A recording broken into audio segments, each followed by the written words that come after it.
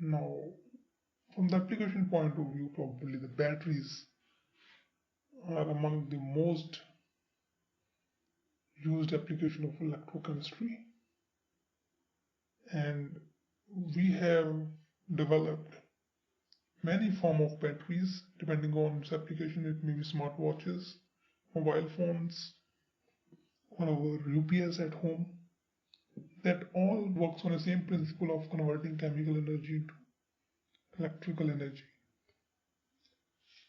Electrochemical cells are of two classes, primary cells and secondary cells. What are the primary cells? In primary cells, reaction is irreversible. It happens only in one way. We convert chemical energy into electrical energy.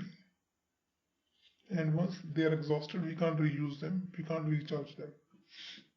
Dry cell, like Leclanche cell, are known as primary cells. This is an example of Leclanche cell. We are having a carbon rod known as a cathode. We are having a zinc cup known as anode. Anode is negatively charged, cathode will be positively charged here. And manganese dioxide plus carbon mixture with ammonium chloride paste act as electrolyte. So what happened? Zinc get oxidized to produce electrons. Cathode, we use those electrons to drive a reaction of manganese dioxide with ammonium ions. Ammonia will liberate in it, and we are getting a manganese oxide complex. Cell potential for this Leclanche cell is 1.5 volt. Mercury cell. In this primary cell, zinc mercury amalgam act as anode. Anode means negative terminal, and mercury paste with carbon act as cathode, positive terminal. Potassium hydroxide with zinc oxide act as electrolyte. Anodic reaction, zinc amalgam get oxidized and mercuric oxide get reduced, leaving a pure mercury metal form, and moisture is get consumed to break hydroxides, and the reaction drives the electrical energy. These are the gaskets to prevent the leakage of electrolytes.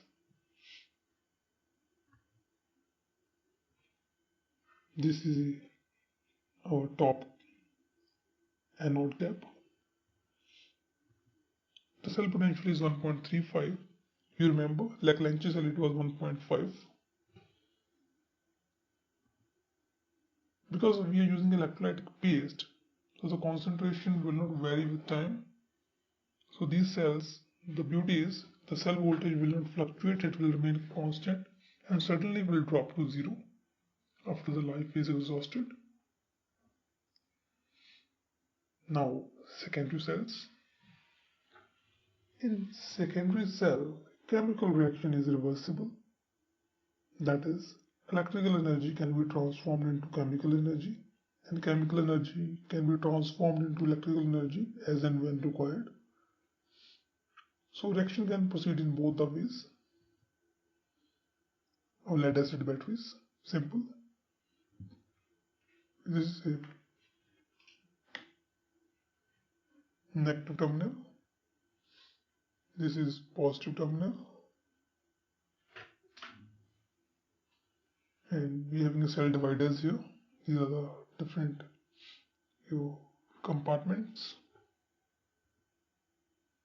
Positive electrode will be of a lead oxide. Negative electrode will be of lead. And we are having a dilute H2SO4 as electrolyte in it. Let's see the chemical reactions during discharging. Lead dioxide. Lead we know act as negative terminal or anode. lead oxide as a positive terminal or cathode. This is the electrochemical cell, not electrolytic cell. Anode, here what happens? Oxidation do occur. Lead metal get oxidized to produce lead sulfate and 2 electrons. At cathode, lead oxide will react with sulfate to produce lead sulfate, and it consumes that protons from H2SO4, gives us water. So as you can see, in these both reactions, H2SO4 is consumed,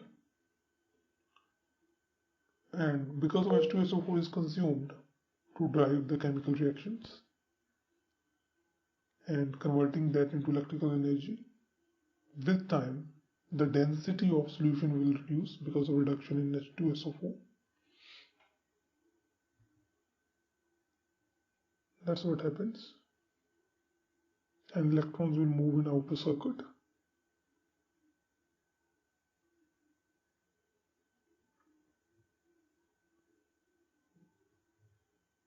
Next, when we want to charge it, the reaction will be reversed. At negative terminal, lead sulfate will be converted back into lead and sulfate, which is aqueous. And at positive terminal, what happens? We are getting back lead sulfate and water into lead oxide and H2SO4 plus electrons. So this is a reverse reaction or charging reaction. This is simple. Our lead acid batteries. Another example of secondary cell is a nickel-cadmium cell, having a jelly roll arrangement. Here jelly sort of thing is there, and separated by layers soaked in moist sodium or potassium hydroxides. Here anode is cadmium, having a cathode, and cadmium get oxidized at anode,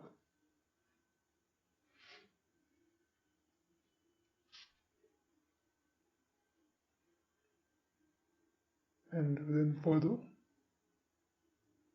we are having a nickel which gets into nickel hydroxide,